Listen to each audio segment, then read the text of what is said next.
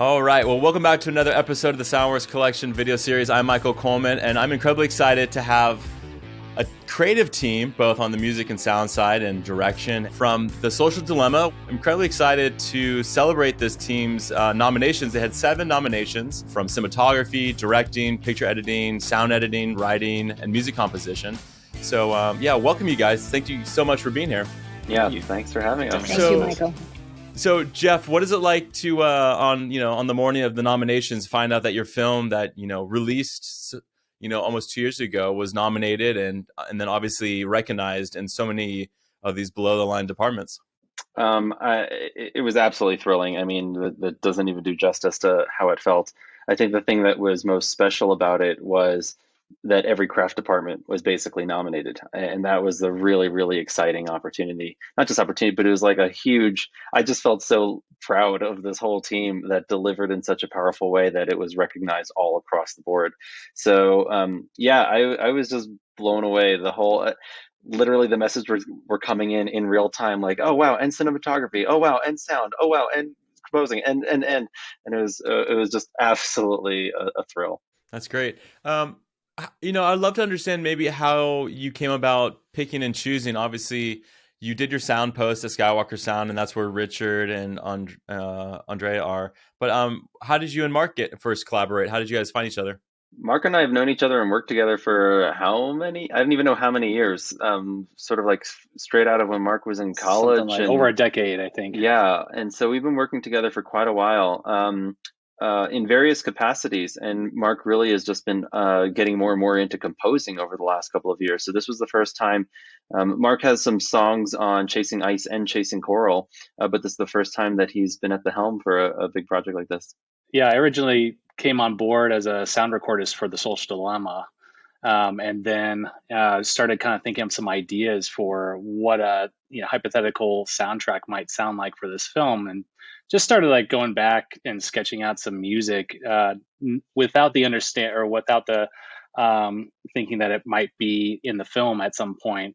And I passed it on to Davis, the editor, and he kind of slipped it into the cuts. And then Jeff started kind of listening, and I think his ears started perking up to some of my music. But yeah, and that's sort of how the conversation started. Our editor, Davis, he's got temp music from a bunch of different soundtracks and different music libraries, and he's always working with different things just to figure out what's the feeling, what's the vibe. And we were having early on countless conversations around like, what should this film sound like? And consistently, we'd be reviewing a scene or one section of the film, and I'm, oh, wait, hold on, who wrote this? Like, where did this music come from? And then Davis would be like, yeah, Mark wrote it. And I was like, oh, wow. Like, I can't tell you how many times that happened. And so it was really clear that Mark had the whole sound figured out for this film. That's awesome. So when you were shopping for a sound team, how do you even go about, navigating, the landscape? It just seems like, nowadays, obviously, this is pre-pandemic, so everything was a little more in person. But I think just like timeline-wise, you had applied for Sundance. You got accepted to premiere at Sundance. Yeah. And so what was the timeline between identifying that you needed to pretty much get your film ready for Sundance? Right. This film had a very crunched timeline for a number of reasons, but also, for those who have seen the film, that there's a documentary component and then there's a narrative component that blends into the doc, and we go back and forth between the nonfiction elements and then these narrative elements that we were able to bring to life. And the production schedule for that was rather delayed, and it took a long time for us to get that lined up. And everything was reverse engineered from the Sundance January deadlines and timelines. But we shot a lot of those narrative pieces in November before the January premiere. So Richard and Andrea and the team were getting deliveries pretty late in this timeline. We had worked with Skywalker in the past and just have always loved the relationship and have always loved the talent that we've had access to there. And really that was kind of the starting point, knowing we wanted to bring the film to Skywalker. And it was just amazing to have the team come together at Skywalker to make all of this happen. So for you, Richard, when you get the first kind of ask comes to you, you get the email and say, are you interested in working on this project? This is what it's about. Here's the director. Here's the team. What caught your attention? What was unique and different about this project? As Jeff mentioned, the documentary drama sort of hybrid nature is certainly unique.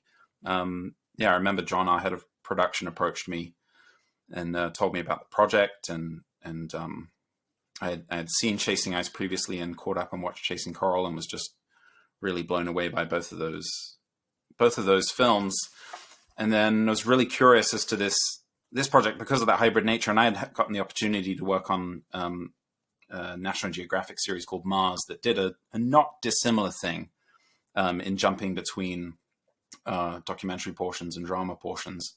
But in that there was sort of a greater distinction between the two parts, whereas this sort of really sort of went back and forth, sometimes shot by shot. And so it was quite different. And I was just really excited to tackle, a documentary that had that component in it. And within that component, it has sort of these elements that presented really cool opportunities for sound design, because we enter this sort of like AI world within the devices, or however you want to look at it.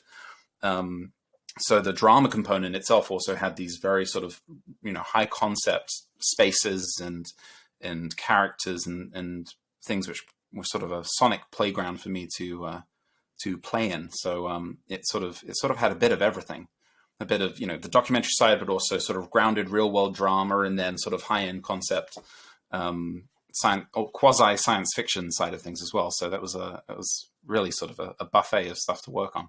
Andrea, I'd love to understand your process. When you do get a new film, especially a documentary, and a lot of times the documentaries, you'll have our composer's music, we'll have some production audio, but like when you think of doing Foley work for a documentary, where does your eyes and ears go to when spotting a script or opportunities?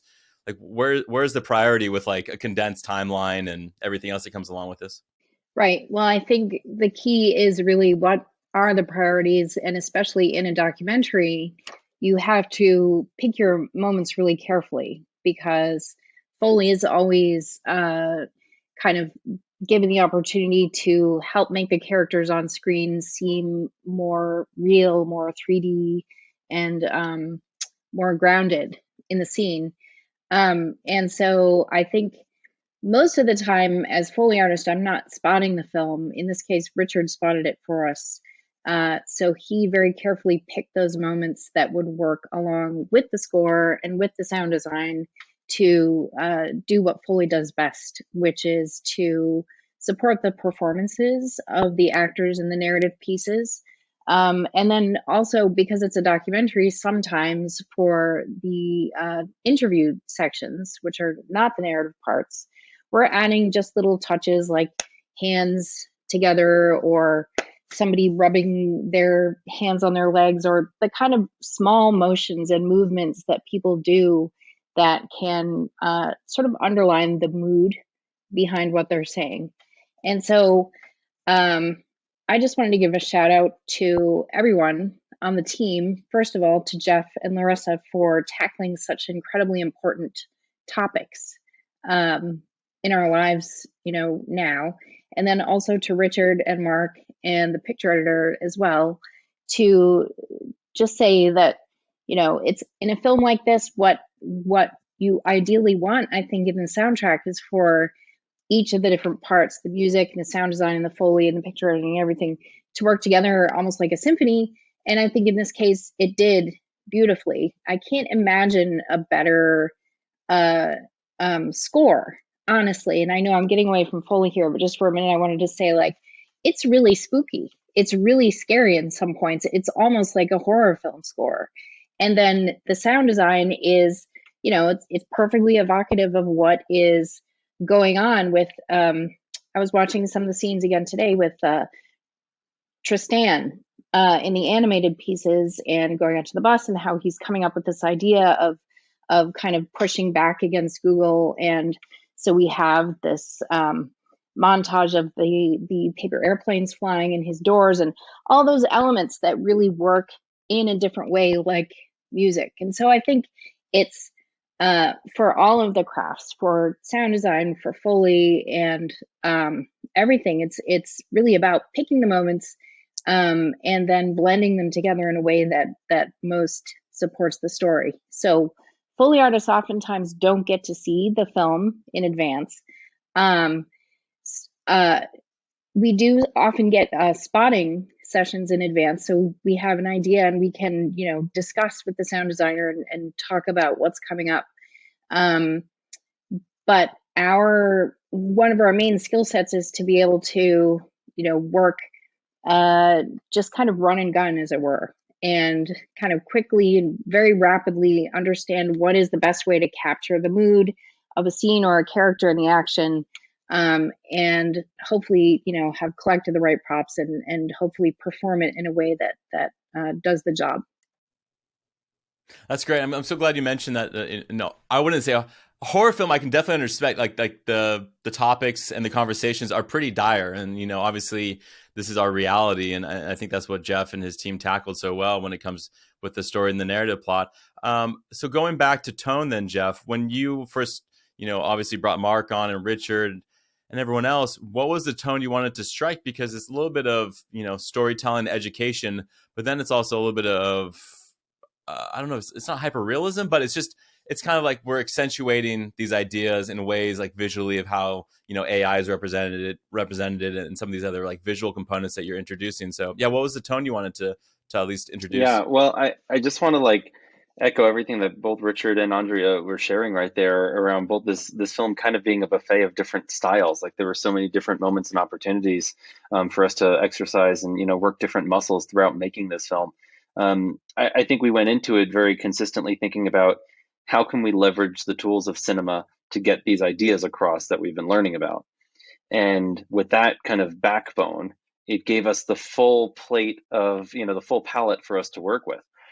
That's what brought the whole narrative concept into mind.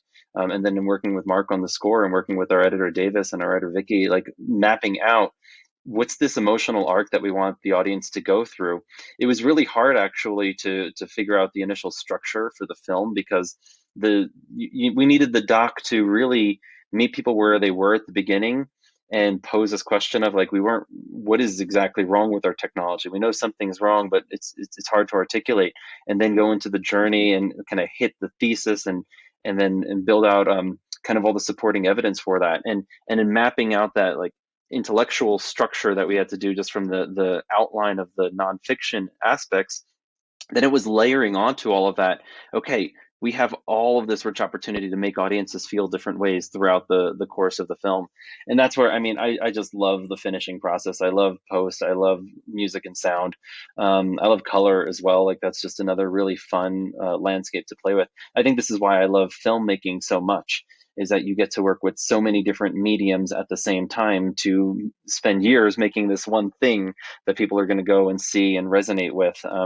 And so, just from the tone perspective, back to that part of the question, I know, Mark, maybe you'd like to jump into that as well, like just the different emotional arcs that we were able to really guide, both with the soundtrack and the sound design around, what we were learning from our subjects. And really just how, giving a peek into the lens of what these algorithms are doing to us. Yeah. Well, I think our early discussions were about, what does the documentary soundtrack sound like and what does the narrative score sound like? I think the interesting thing that we came up with is just like figuring out how these two worlds collide throughout the film. So at the beginning, you kind of have this documentary and this narrative world separated. And they each have their kind of different music associated with them. But as the movie progresses, you kind of have this electronic sound kind of infiltrate all of these human played instruments and kind of tweak it and warp it. And I think, Andrea, you mentioned the horror aspect of it, and I think there's nothing more scary than having these underlying tones kind of manipulate you as slowly without you even knowing it. And that's sort of what we wanted to do with the music, is kind of just slowly slip in these electronic sounds just to kind of make the audience feel a little bit more uneasy throughout. What about for you, Richard? Knowing of what you have about 3 weeks of editorial and design, 1 week to mix. You have a Sundance, deliverable looming. Everyone like picture can pretty much move along pretty quickly with, they've had a pretty long lead time, but you are the one who's responsible for really getting to the finish line. What was your priority list? Where did you go? Did you have any time or energy to do any original recordings for this? Yeah, so I think I got the first cut to sort of review it in maybe October, and that was before the production had happened for the drama component, so it had storyboards, but that was where I sort of got a sense for what was coming down the pipe. And then, yeah, I think it was mid-December that we got locked picture. You know, things are never locked, and there were certainly changes between then and when we wrapped the initial mix. So yeah, just to give some sense of the time, so mid-December, and then I think it was the second week of January that we did our theatrical final for Sundance, our theatrical final mix for Sundance at Skywalker Ranch, and that was a five-day mix. So that in itself was pretty quick. And then just to give you a sense of the whole timeline, then the pandemic started, and Jeff will probably go into this more than I could, but obviously if you've seen the film, there's a whole, the pandemic there's a chunk of the film that deals with that and throughout. So that got added in subsequently. So it came back to us in the middle of the pandemic, and we did additional editorial for those additional sections, and then did another final that time remotely with our re-recording mixer, Scott Lewis, who had been with us in January on site at the ranch, then doing it from his studio down in Los Angeles. And that was sort of just a few days to get in all the new components, and also at that point we knew it was going to Netflix. So that was sort of rejigging a couple things for it being a near field mix. And as far as time to record, I recorded some things. Obviously, it was pretty compressed, just getting the turnover done, getting our incredible dialogue James Spencer up and running, because he was only on it for a little over a week to get everything prepared and organized for Scott, which he did a great job with, because this has got drama, it's got, multi-channel production, and then it's got lots of interviews, and we're dealing with a lot of archival sound from news clips and all that stuff. So he did I just want to stress what a great job he did. And I'd be remiss not to mention Jason Butler, our Foley mixer as well, who did an excellent job. We had a very limited time on the Foley stage. And so as Andrea mentioned, I did the spotting and prioritized, like, these are sort of the essentials and so forth, just really trying to optimize the time as best I could. And then on the recording side of things, for the drama component, I recorded lots of phone notifications and things. And for the drama, so that was for the documentary side, and then drama side, I was creating all of the phone notifications and as original content for that, but didn't necessarily record anything for it. It was sort of more sound design, editorial. But yeah, it was a very quick process. I think saving grace was, perhaps because they were so busy trying to finish the edit and were preoccupied with color and everything else. Whenever I sort of knew I didn't have many opportunities for points of failure in the design process. So when I would send something like, here's my initial idea for the AI space, or the avatar of Ben, or who's the son in the family, or this is their console, or here's this big dramatic moment, or here's an initial pass of the big, the riot protest scene. And so I knew if too many of these got kicked back too many times, we were going to be in real trouble, just because there wasn't a lot of time. And I think, thankfully, because they were so preoccupied, pretty much every single time I sent something over, they were like, "Yep, sounds great, keep going." And so, for better or worse, mostly just because your work was so good that it honestly was like, "That's great. I have no notes on this, and keep running with it." Honestly, Richard, it was just, we'll go with that. Yeah, lots of trust and faith in all of that. There were a couple times on the mixing stage where we had to figure out, stylistically a different approach. I remember the riot scene was one of the challenging ones to kind of dial in and land on, and our editor, our picture editor, was there as well. And so sometimes, when there were a lot of different people that had a slightly different vision for it, and we're sort of discovering how that sound could really play out in the theatrical space, that took a little bit of trial and error.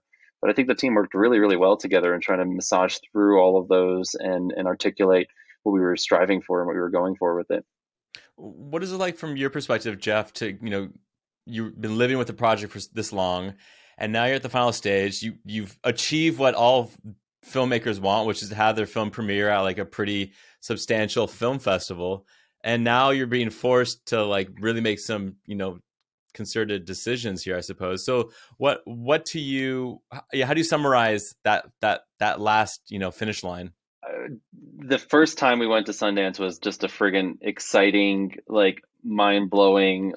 Everything about it was a phenomenal process. This is now our third film that we've gone through the process with, which I'm not meaning to say boastfully. I mean to say it from the perspective of like, you kind of get the battle scars in the process, and you have a better expectation of what you know you're going to go through.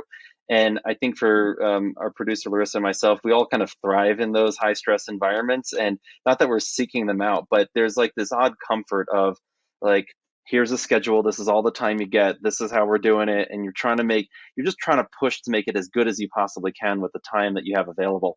And it's always that the tension of like just trying to push for like, can we get it from that like 98% to 98.2 to 98.6 to like all those little incremental changes that we can make, and just trying to throttle what's realistic or not based on the limited time available. So but that's where having a really killer team working with you and supporting the whole process is so critical, because everybody is coming with such talent and such quality taste, and being able to know how to like make good instinctive decisions and that align creatively. So I think I feel I think any director in that position feels that comfort if they have the support of the team to be able to get through those crunch times and to be moving forward and to make it happen in like superhuman timeframes. So I don't know. I really, it's funny. I don't know. I've never had a kid, and nor would I ever like pass a human through my body, right? But that notion of like the push of the final. You've got that final couple of weeks, and it's all the stress and all the deadlines, and you are giving birth to something. Like this team is coming together to make this idea and this concept and these years and years worth of work come together at this final finish line, and just getting it there so that the world can see it. It's just so exciting. It's very, very exhilarating. Get the sense of you never really know what the potential of a project will have, but obviously when Netflix picked this up, I mean, the numbers that it did were pretty astronomical in a way that, when something comes out and everyone's talking about it, everyone that you're on the phone with, what are you watching this week? What's going on? It was The Social Dilemma. So, yeah. Can you walk me through just the reality of getting your film on a platform like Netflix and then having to have those accolades and so much exposure? Yeah. I think our whole team was blown away by the response to the film. I mean, really, really top performing numbers with Netflix. And I think it just speaks to the fact that as a society, as a civilization, as a culture now, we know something's wrong with our social media technology. And the film sort of tapped into that zeitgeist and helped reflect for everybody, like, there's something wrong with this. This is not how it needs to be. This is not how it should be. And I think that's what really invited conversations around it. I mean, from teenagers to grandparents, like the whole spectrum in between, Americans all around the world, like people were seeing it and talking about it globally, and really elevating the conversation globally. And I think that's one of the things where it's just a testament to what the team was able to put together in representing these ideas that would hit a global audience and speak to the zeitgeist. That's awesome. I'd love to understand, maybe Mark, for you, when you're maybe working in your home studio, putting together something that you really never know, how's what's the canvas, where is it going to be heard and seen? What to you were some of the fundamental elements of the score? Because the tension that you build, the simplicity sometimes of like the choice of instruments, like Andrea was saying, like they're very powerful, and like the tension throughout, like the dynamics of tension were incredibly, like, it never felt like we were coming back to the same sense of dread. Like it was a new sense of dread in a new kind of frame. Yeah. Yeah, well, I think some of the cool conversations that I remember having with Richard were about, what is music and what is sound, and how can you start to take apart music so that, at what point does it become more sound, and what makes music human? And I think those were like some of the earlier concepts that I have, is like, I was thinking about there was a study. I can't remember the study, but they had they created an algorithm that would create Bach pieces based on the works of Bach. They would feed this into an algorithm, and it would spit out Bach music, and they would test to see who would think it was Bach and who would think it was a computer playing it, doing it. And a lot of people couldn't tell the difference. And I think that was the original idea that kind of scared me, is like, well, what is music? I think the first piece that I put together was this piece that I called 8-Bit Sonata, which kind of became the theme throughout the whole movie, which is this kind of simplistic piece, but played in sort of different evolutions of it. So at the beginning, it's more human played. It has more feeling, and it's sweeping, and it's kind of cinematic.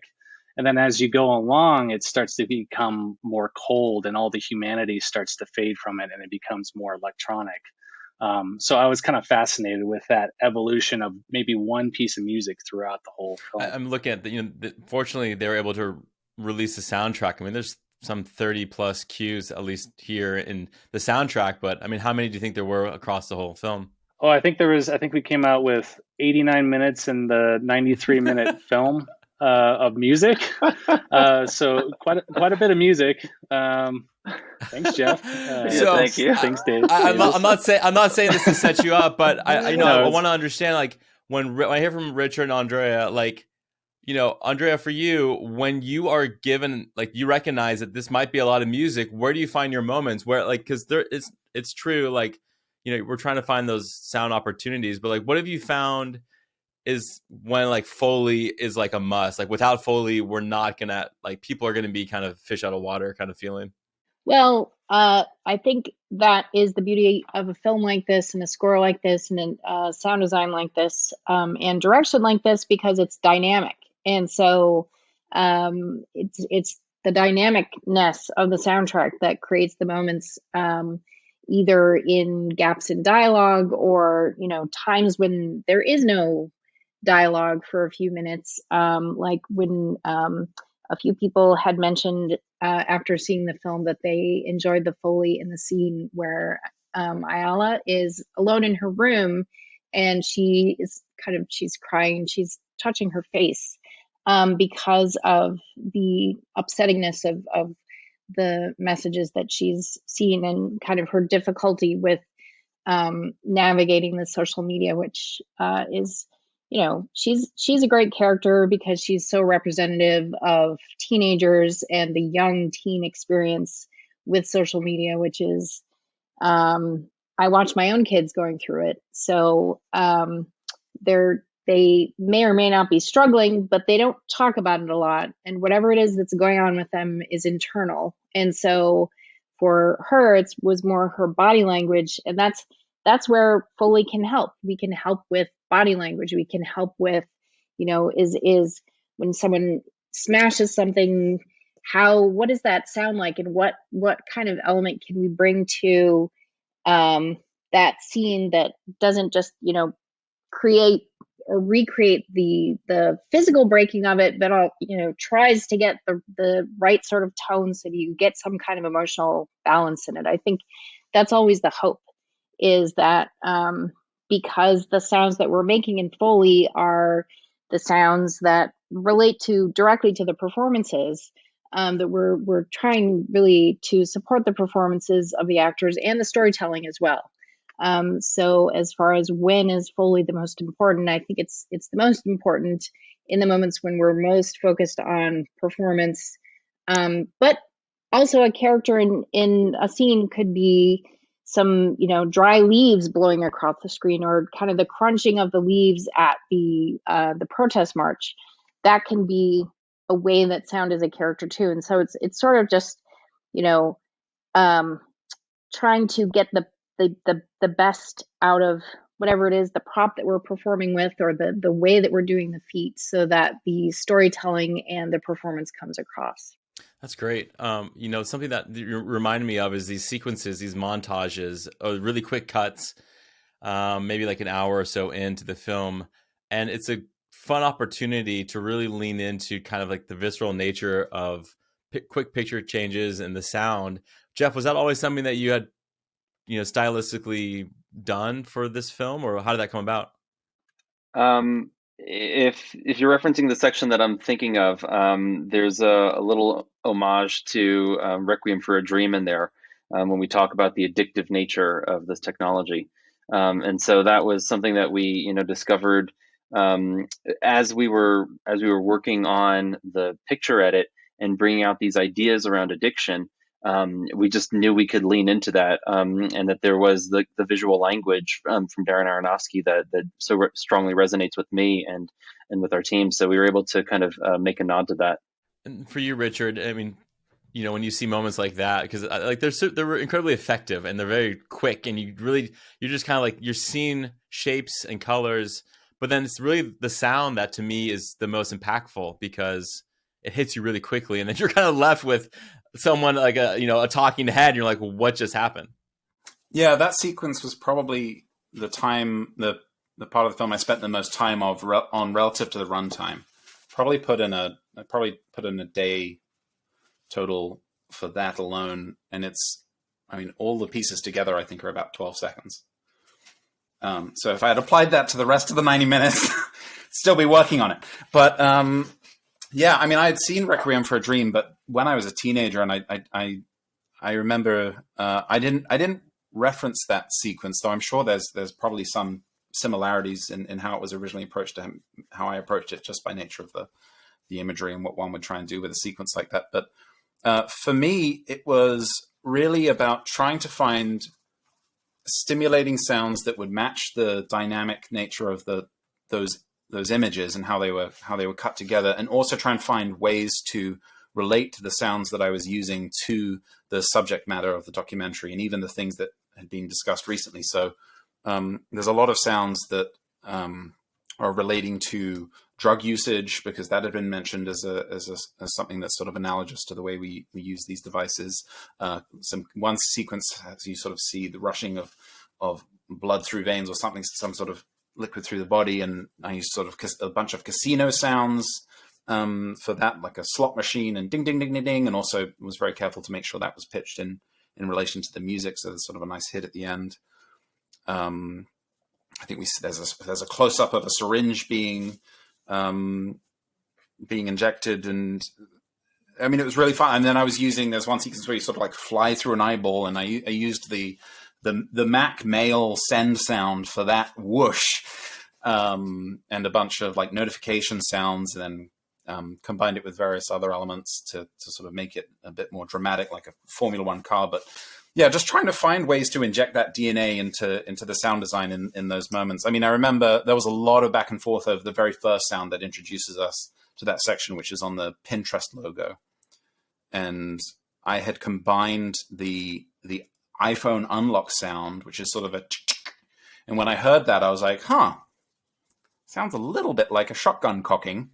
And so followed it with this sort of like big punchy that sort of enters into that scene. So the unlock sound is on the A side, still on the subject in the documentary, and then the punch on the Pinterest logo is sort of a shotgunny, impacty design. And I have different associations with gun sounds being from the UK, where they're not as prevalent. So I remember there was a bit of creative back and forth on that, where we were trying to dial back the sort of the gunniness of it. But I still wanted to have that sort of connection of sort of prepping into this sort of injection of adrenaline and all these emotions in that moment. So that was a really fun section to design for. I remember that was tricky too, because it was the first time we were really using that style in the film.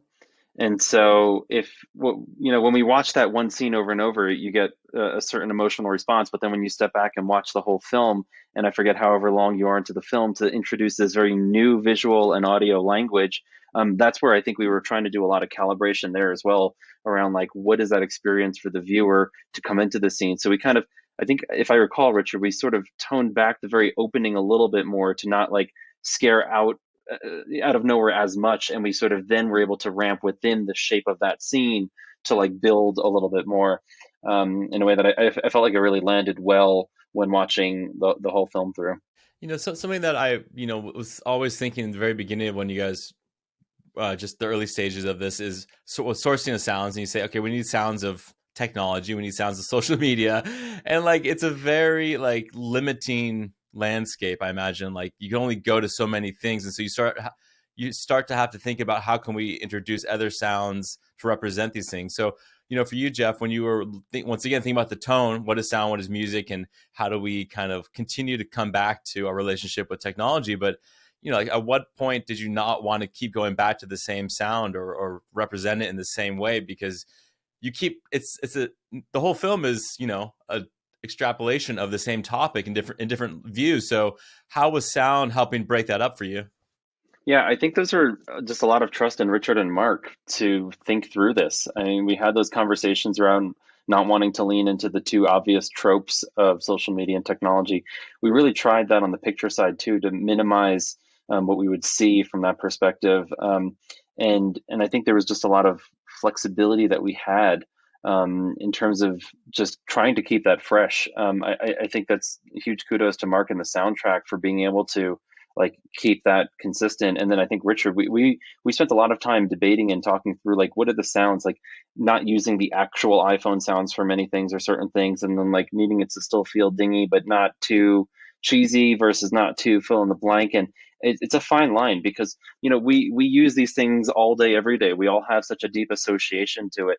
There are some sounds that have become so ingrained in our minds and in our bodies, literally physically ingrained in our bodies, where if you hear a certain sound, like you'll get your dopamine rush. And so we were both aware of that and trying to play with it and not fall too much into it based on the different parts of the film. So for like some of the addiction scenes, we were trying to lean into it a little bit more. The idea was like use some of the generic sounds, and maybe we'll get like the audience will actually feel their own dopamine rush from those exact moments. And other parts of the film, we were really trying to stick to original sounds that Richard was working on, so that it would get the idea across and be tucked down and not too blatant and too obvious, but you get the emotional objective without it throwing people off.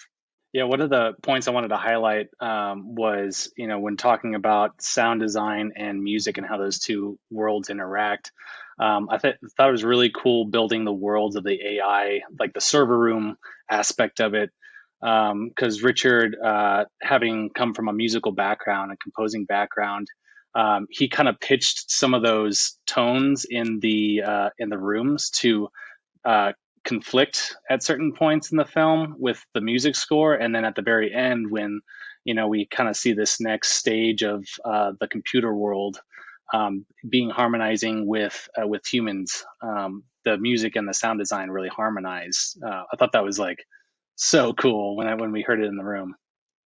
Yeah, it's subtle, but there are a lot of things that shift over the course of the film towards that sort of final moment between the AI as it's been reimagined and Ben's avatar. The avatar itself has a sound associated with it that at the beginning of the film, when it's sort of nondescript, sort of human shape, and there's a lot of activity in it that's sort of represented in the visuals, and that over the course of the film, as it becomes better and better defined, the sounds I associated with it become much more simplified until at the very end, when it's sort of become human to our eyes, that sound completely is no longer there. And the element that Mark's referring to is the sort of the natural sort of tone and sound of the room, as it's sort of largely consistent through the film with all these various elements, including the sound of the console has its own sort of energy and hum. And then the AI voices we processed rather subtly, but they also have their own processing, which I'm sure Jeff will want to talk about because he gets a kick out of what we settled on. But go for it. No, go for it, Richard. As it all breaks down during the moment where the code is rewritten, we lose the sound of the console. The sound of the avatar goes away, and we're just left with this sound of the room, which is much simpler, more naturalistic, though still artificial, but there's an air to it now that wasn't there previously. And then I pitched it to the key of the sort of final resolve of the music in that moment, which is just really powerful. And then on the Foley side, we sort of hear the footsteps that are very naturalistic in that moment as it steps down, which we've never heard the avatar move before, and that really gave it a nice human quality, as well as crucially removing the vocal processing. So when the AI utters its last line of, I think it's hello, it for me at least, and it's it's a subtle distinction to everything we've heard up until that point, but just removing that processing sort of really, there's something I feel when I hear that human voice that I didn't quite get in the rest of the film up until that point. So there's a lot of little creative choices, I think, that go into that contrast, into that final moment in the AI space, that were a lot of fun to sort of discover as a team, and coming up with all those creative choices, both on the music and the sound side, and within the sound, the Foley, the backgrounds, the design, it all sort of comes together in that moment. So how much tinkering did you guys have between Sundance and Netflix then? Like how many more days, how many more passes? We had, Richard, do you know the number of days? One of the tricky things was during that time we made picture edits, as well as then adding in this whole scene. We cut a scene, we added in the scene. The mapping the picture edits and getting that to reconform was yet another headache. I still don't know why that's so difficult technologically to make happen smoothly. And then we were doing that final pass, as Richard mentioned earlier, we were doing that all remotely. And so I was calibrating my home sound system. And then we had these both live feedback sessions and ways that we could watch it afterwards and provide notes. I feel like that was a week of an additional pass. Does that sound right, Richard? Yeah, I think. Well, I'm trying to remember I think it was roughly 15 to 20 minutes of new material with the COVID stuff, maybe a bit less, but then also some restructuring, because when they left the ranch for Sundance, not knowing that COVID would be what it became, I remember them saying, "Yeah, we got once we've found a distributor, we'll come back. We'll probably change the credits a little bit, but just a little adjustment, and then we'll reprint and done." So I was like, "Okay, great. Maybe a day, maybe two. I'm sure they'll have some notes." And then I got word. I'm at home and working on other things, and I get word that more changes. They've made a couple of changes. Many rightly so. Rightly so, incorporating what was happening in the world. I mean, I was watching it recently just in preparation for this, and it's amazing, even given how much has happened with the pandemic since then, the way they incorporated it was so elegant and done so well that it feels like this could have been cut yesterday. Which is really hard when you're dealing with something that's so topical and so many things are happening and changing on a day-by-day basis. But in terms of the practical nature of what we did, I think we probably had maybe 3 or 4 days of editorial to get all that new material in and handle the turnover and get the mix sessions ready for Scott Lewis, and do some additional design work, and then the mix itself, I believe it was 3 days to make all the changes and reprint and deliver. And our goal initially was to use to monitor in real time and have them be able to provide notes. Jeff, Mark, and Larissa, and Davis, and everyone else on the team as we were working. But this was right at the beginning of, this would have been May or April or May. So this was right at the beginning of the lockdowns. And so this was the first project I did from my spare bedroom office. And so we were still, our incredible engineering and support teams at the ranch were doing an amazing job, but we were all still trying to figure out how to facilitate all of these. So we sort of had to do a bit of initially we wanted to have everything being monitored in real time and they could offer notes, and ultimately it just didn't work out that way. And we had to, at the end of a day, bounce out, stereos and 5.1s, upload, send them to review. They had to sync, then download, then they would review, then they would write notes.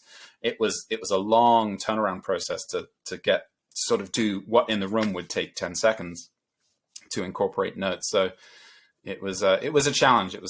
I think it worked much better than it could have. It worked really well in my mind because we had gone through the experience in person already, and we had all the time to sync on style and creative and vision and objectives and tone.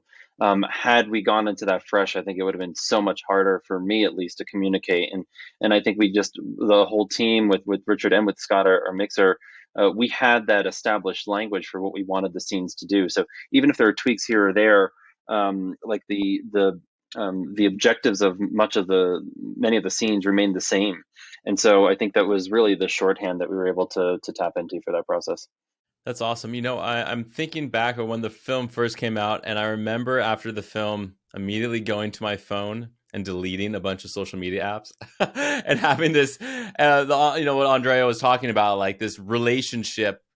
There's something about watching a film and having a real reaction and a real takeaway, as an audience member. But it was the timing of when this film came out and the subject matter and the combination of everything you're presenting to me was a perfect storm. And so I'm curious, lastly, for each of you, what is your takeaway now with the perspective you have? I mean, from Sundance to Netflix to Emmy nominations, what's your personal takeaway, whether it's social media related or not? Maybe I'll start with you, Andrea. What's your takeaway?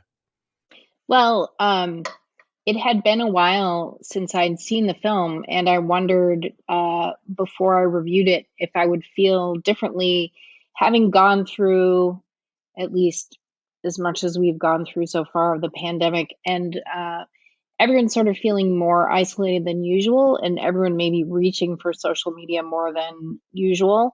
So I do think that aside from the extreme manipulation of social media, there is the more positive side. It's not enough to balance it out, but at least there is some small positivity in the ability to help us stay connected, especially when we're so extra isolated during something like the pandemic.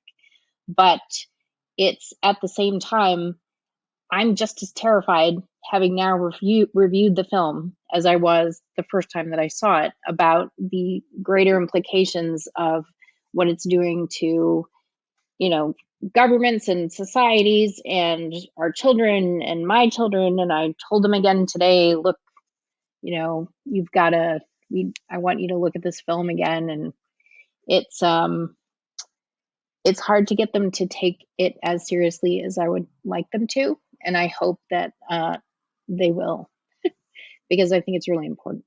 So that's my take. And I want to delete my Facebook account. So whether I do or not, we'll see. But I at least want to. Yeah, sure. The thought is, and Richard, I think you have deleted your Facebook account, right? You're not on Facebook anymore. That's correct. Yeah. So it was hard not to, after not just seeing this film. I mean, it's one thing to see it, but to sort of work on this and have all the additional conversations and the back and forth. I learned beyond watching the film, just speaking with Jeff and Larissa and Mark, and who'd spent all this time interviewing these subjects, and there's so much people don't get to hear in the film. I think it was last summer we had wrapped the mix for Netflix, and before it came out, I made the decision to deactivate my Facebook account, deactivate my Instagram account, and deactivate my Instagram, though they only let you do it for about 30 days before they offer up your handle. So that's still up, though I haven't tweeted on it in a year, though I will admit I occasionally go on to snoop around. But yeah, I haven't been on Facebook or Instagram. And for me, it was just I think Andrea's noting of the sort of the balance is sort of how I viewed it. I acknowledge, especially as a foreign national living in another country with friends and family and everyone else, back in the UK, for me, there were certainly many benefits to these platforms. And even some professional, that's where I really struggle with it, is the professional benefits that can come out of being on these platforms. And especially the way it sort of starts to favor the people who are more comfortable with them and more outgoing, or more willing to sort of present themselves professionally on those platforms. And I was someone who always struggled with that. On Facebook, I would permit myself one annual post of a sort of like my year in review, and that was it. And I never posted anything. And this was before I worked on the Social Dilemma, so I was already trying to figure out how I wanted to manage my interactions with these tools.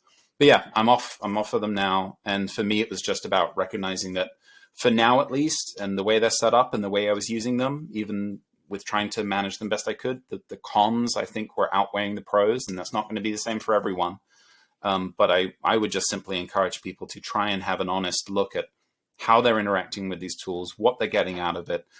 If there is a significant imbalance there, are there things they can do to change how they're interacting with these tools to address that balance, or just trying to take a little bit of time away from them? I when I left them, I thought it was going to be really hard, and it was for maybe the first week.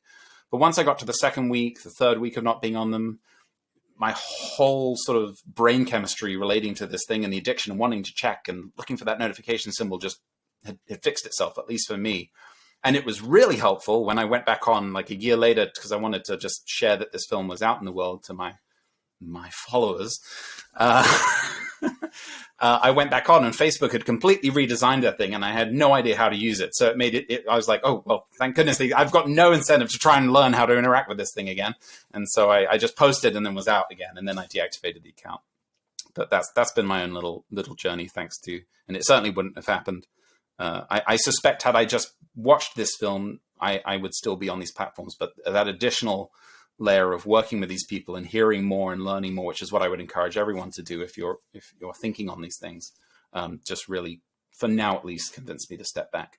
Thank you for sharing that. I feel like it's, everyone like is isolated in their own decision making of like, do I really want to disconnect myself from this virtual world? And I think when you mentioned about like the professional aspects of, for all of us who do creative work, there is a certain component now of, well, we don't have the in person, so how do we connect with the greater community? And so, like for you, Mark, what you said you're in Colorado, is that correct? Yeah, in Longmont, Colorado. Yeah. So I mean, how working on this project and like the residual effects of it, how have you found your relationship with social media and just the experience of being a part of this team? Yeah, I think having been the sound recordist and recording all of these interviews, I feel like I got like a master class on the subject matter and all the different facets. And I think like after each interview, I kind of had a different view about what I should do about my social media. I think the first things that I did was, leave the phone out of the bedroom when I go to sleep, turn off all the notifications. And even just that was like a huge game changer. And I think I started realizing, kind of going with what Richard said, is like what the psychological toll was on my psychology when I was using these apps, and why I was reaching for my phone and why I was posting. Having that buffer in between me and whatever I was using it just kind of like it was like an insight into what I was feeling internally. But yeah, I mean, I think social media is a powerful tool for musicians and for professionals. I just wish it wasn't built on a platform that manipulated you. I mean, during the pandemic, I was inspired and connected with many musicians and got to have great conversations with that. So there's some amazing benefits. I just wish there wasn't a darker side to it too. Jeff, being part of the brainchild behind curating this conversation, I can't imagine that you go into this the same person as you come out. So, and especially now with all the time that you spent, along with this project. So, where are you at versus when you started? I've stopped. Yeah, I stopped using all social media in the making of the film. And for me, it was very similar to Richard in the way you were talking, Richard, about. I remember Richard, after the film was done, he would be listening to all these podcasts and reading these articles and sending it over. And did you hear this? Did you hear that? And Richard continued his own education on the subject. But I think for me, there was this experience. I mean, there's so many stories I can share and so many anecdotes, but I learned about the resurrection algorithm, which is a very specific way that if a user stops using the platform, they try to get you back onto the platform. They literally consider you dead and need to resurrect you back to life.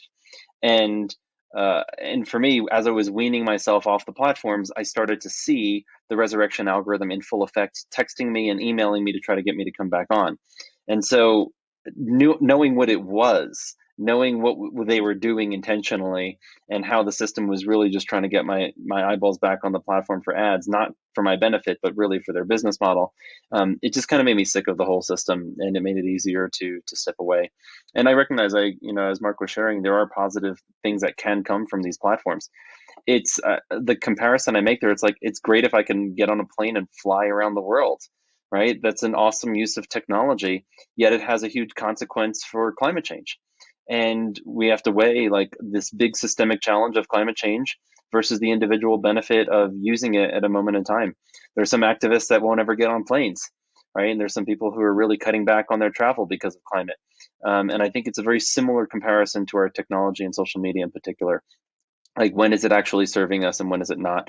And can we get the benefits without the consequences? Yeah, really well put. I feel like as we're navigating this current version of our world with the pandemic, it's like the meaning of your film takes on a whole another layer that was maybe unexpected or unforeseen, obviously. So one thought, if I may add there, Michael, I think the pandemic has hopefully, I think for many people, it's really given us a sense of how do we want to spend our time and what's important to us. Like, who are the important people to us? Like, we're all thinking about mortality on a regular basis. We're all sick and tired of these, the status quo that doesn't serve everybody. I think there's this huge shift in the zeitgeist around like, what is meaningful interaction or not? There's this one line that didn't make its way into the film, but one of our subjects referenced how social media is not connection. It's connectivity. It's not connection. It's the ability to connect. Right now, we can have this conversation from around the country in real time and share a deep conversation. We would not have this level of nuance or depth if we were on Twitter right now, or if we were on a Facebook comment thread, right? Like, the ability to actually have meaningful connection with humans is what we're starved for. That's what we really, really want. And I think a lot of social media just sort of gives us the illusion of that. It gives the sense of connection without the real depth that humans are looking for, that us as an animal, like the Homo sapiens species, is really trained for and what we thrive off of. And so I think that's where people are so eager to come back in person and to spend time in person and to have real human to human connection, because that's how we're designed. Yeah, well put. I feel one of the very poignant statements, the quotes in the film, was this one from Edward Tufte about there are only two industries that call their customers users illegal drugs and software. When I read that, I was just like, that's it for me. Like, that's all I need to really, leave myself with, to be like, well, shoot, you got me there. I can't really argue with that. And the fact of the matter is that we're all navigating this new landscape as it changes, it feels like months to years, and we don't really have the perspective until we're well beyond it. And by then, it'd be it's really the unfortunate reality. If you look at how much time you spent on whatever it is, you're like, man, I could I probably want to use that time to do something else. So yeah, I just want to thank you guys and congratulate you guys, Richard, Mark, Jeff, Andrea. Congratulations on your Emmy nominations. I feel like it's one of those films that, the right time, the right place, with the right people involved. And I'm so happy to obviously shed a little light on the creative process, because it's no easy feat just to even pull off a film. So yeah, congratulations. Thank you. Thank you so much. Yeah, and Jeff, thank you again so much for the opportunity to work on the film. And Richard, thank you as well. It was excellent. Thank you to our amazing Foley mixer, Jason Butler, and also to Scott Lewis. And as you rightly mentioned, Richard, James Spencer did an awesome job as well. And I'd also like to thank and recognize the subjects in the film, because, and Jeff could probably speak to this better than I, but I mean, this doesn't exist without them, stepping out and taking some risks to share with anyone who cares to watch this film what at least what their perspectives are on what's going on, which is so crucial to the film.